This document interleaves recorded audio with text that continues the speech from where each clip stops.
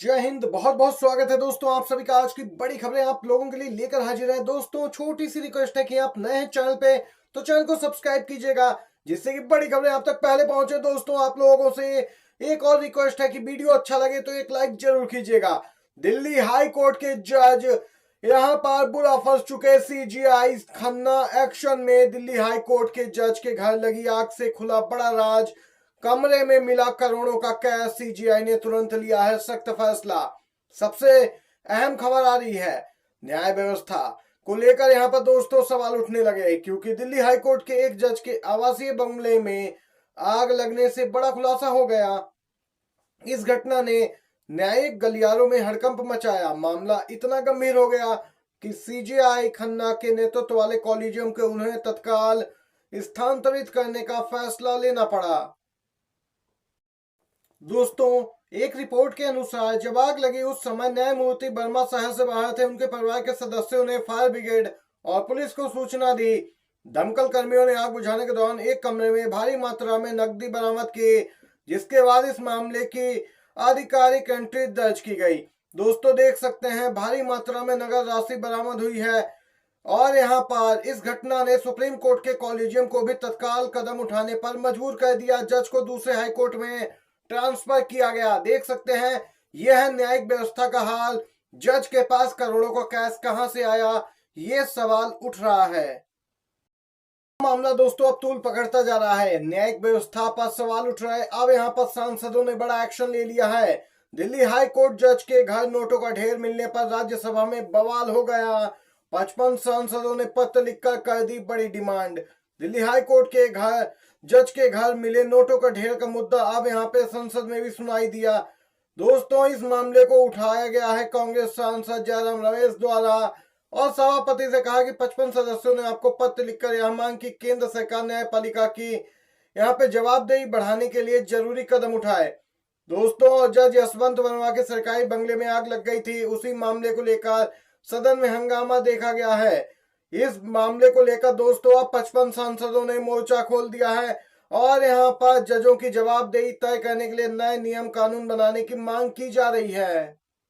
कांग्रेस और बीजेपी ने 3 लाइन का जारी किया व्हिप। अपने सांसदों को गिलोटिन के जरिए बजट पास कराने की तैयारी में सरकार। दोस्तों संसद के चालू बजट सत्र के बीच बीजेपी ने अपने सभी सांसदों के लिए 3 लाइन का व्हिप जारी किया। उधर कांग्रेस पार्टी ने भी अपने सभी सांसदों को लोकसभा में 3 लाइन का व्हिप जारी किया और सभी सांसदों को सदन में मौजूद रहने को कहा। दरअसल आज सदन में दोस्तों बजट को पास करा सकती है सरकार। यही वजह है कि बीजेपी ने सभी सांसदों को बजट यहाँ पर व्हिप जारी किया है। बजट सत्र में कांग्रेस पार्टी को इस बात की आशंका है कि सरकार बजट पर आगे चर्चा न कराकर गिलोटिन के जरिए इसे पास करा सकती है।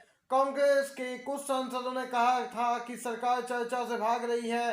दोस्तों आपको बताते चलें गिलोटिन क्या है जिसके जरिए बजट पास करा सकती है। दरअसल गिलोटिन एक संसदीय रणनीति का हिस्सा है। इसका प्रयोग किसी विधेयक को सदन में बिना किसी चर्चा के पारित कराने के लिए किया जाता है। जब सरकार किसी विधेयक को जल्दी से जल्दी पारित कराना चाहती है तब इसका प्रयोग किया जाता है। एनडीए में बढ़ सकती है तकरार। जी हाँ दोस्तों इस समय की बड़ी खबर आ रही। इतिहास कभी माफ नहीं करेगा। मौलाना अरशद मदनी ने वक्फ संशोधन बिल पर चंद्रबाबू नायडू, नीतीश और चिराग को दिया अल्टीमेटम। दोस्तों वक्फ संशोधन बिल की आलोचना करते हुए जमीयत उलेमाए हिंद के अध्यक्ष मौलाना अरशद मदनी ने कहा कि वक्फ संपत्तियों की सुरक्षा हमारा धार्मिक कर्तव्य है और जंतर मंतर पर हुए विरोध प्रदर्शन के माध्यम से मुसलमानों ने सरकार को यह संदेश दिया कि वक्फ संशोधन बिल मुसलमानों को स्वीकार नहीं है। दोस्तों मौलाना मदनी ने कहा कि अगर बिल वापस नहीं लिया गया तो इसके खिलाफ पूरे देश में लोकतांत्रिक और संगठित आंदोलन चलाया जाएगा।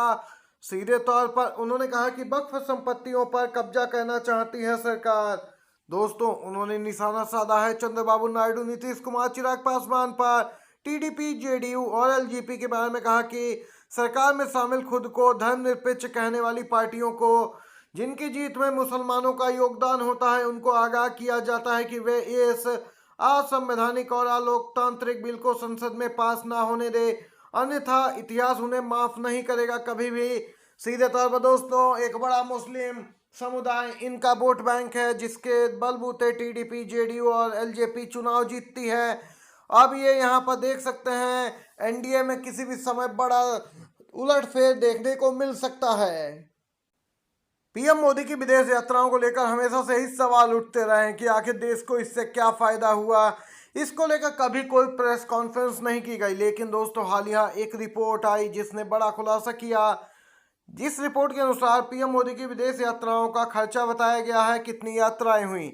रिपोर्ट के अनुसार पीएम मोदी की 38 विदेश यात्राओं पर 258 करोड़ रुपए खर्च हुए।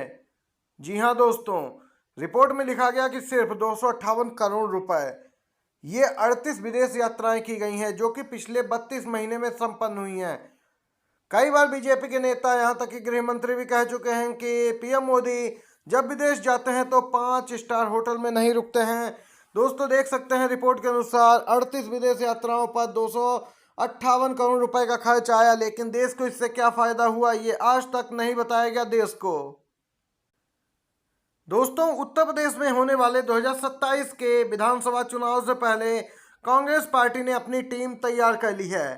जी हां दोस्तों, कांग्रेस ने उत्तर प्रदेश के जिला अध्यक्षों और महानगर अध्यक्ष के नामों का ऐलान किया। प्रदेश के सभी 75 जिलों में कांग्रेस ने अपने नए पदाधिकारी घोषित कर दिए। कांग्रेस का मेन फोकस इस बार गुजरात, यूपी को लेकर है, जहां 2027 में विधानसभा चुनाव होना है। कांग्रेस ने बिल्कुल यहां पे सामाजिक संतुलन का ध्यान रखा। 65% पद दलित, पिछड़े, अल्पसंख्यक समाज के नेताओं को दिए। सामान्य में 20% ब्राह्मण और 12% राजपूत समुदाय से आते हैं, जबकि कुल जिला और नगर अध्यक्षों में 22% मुस्लिम प्रतिनिधि हैं। जी हां दोस्तों, जातीय समीकरण का ध्यान रखा गया है। इन नियुक्तियों में प्रियंका गांधी की टीम की झलक साफ तौर पर दिखाई दे रही है। बिहार में बीजेपी को लगा तगड़ा झटका। पहले जेडीयू के 8 नेता, अब बीजेपी के 4 नेता बागी हुए इस्तीफा। जी हां दोस्तों, पार्टी से जुड़े 4 नेताओं ने जताई नाराजगी और छोड़ दी बीजेपी। बीजेपी जहां दम भर रही है बिहार चुनाव के लिए जीतने का, वहीं जेडीयू लगातार हमलावर उस पर। वहीं दोस्तों इन दोनों सहयोगी पार्टियों के कई नेता जेडीयू में शामिल हो रहे हैं। इसी क्रम में नवादा से बीजेपी के जिला स्तर के 4 नेताओं ने अपने पद से इस्तीफा दिया। 18 मार्च को नवादा में बीजेपी के 26 सदस्यीय जिला पदाधिकारियों की लिस्ट जारी की गई और इन नेताओं का नाम शामिल नहीं था। इन्हें यहाँ पे मनचाहा पद नहीं दिया गया दोस्तों, बड़ी जिम्मेदारी नहीं दी गई, जिसके चलते इनकी नाराजगी बढ़ गई थी। दोस्तों इन्होंने अब अपने पद से इस्तीफा दिया और बीजेपी की प्राथमिक सदस्यता से भी और यहाँ आरजेडी में शामिल हुए। दोस्तों देख सकते हैं बिहार में बीजेपी और जेडीयू को आए दिन झटके लग रहे हैं। वीडियो अच्छा लगा हो तो लाइक कीजिएगा, शेयर कीजिएगा। दोस्तों ये थी सभी बड़ी खबरें। बहुत बहुत धन्यवाद।